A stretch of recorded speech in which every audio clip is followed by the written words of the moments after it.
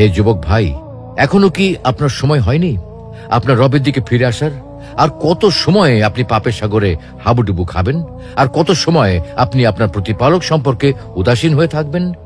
আর কত সময় আপনি অর্থ ও ক্ষমতার পেছনে ছুটবেন? কত যুবক যে এই পৃথিবী থেকে চিরবিদায় হয়ে গেছে, তাদের সম্পর্কে কি আপনি একবারও ভেবেছেন? হে যুবক ভাই, কোন জিনিস আপনাকে আপনার প্রতিপালক সম্পর্কে উদাসীন করে রেখেছে? কোন জিনিস আপনাকে আপনার প্রতিপালক সম্পর্কে গাফেল করে রেখেছে? আপনি পাহাড় পরিমাণ গুনাহ করেছেন, আপনি গুনাহ করতে করতে গুনাহের সাগরে হাবুডুবু খাচ্ছেন। পৃথিবীতে এমন কোনো গুনাহ নেই যে আপনি করেননি, এমন কোনো পাপ নেই যা আপনাকে স্পর্শ করেনি।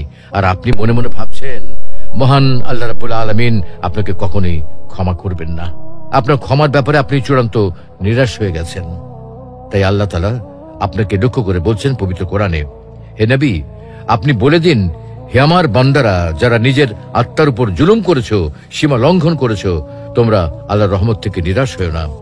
নিশ্চিতভাবেই জেনে রাখো, আল্লাহ তোমাদের সমস্ত গুনাহ মাফ করে দেবেন। তিনি অত্যন্ত ক্ষমাশীল ও দয়ালু।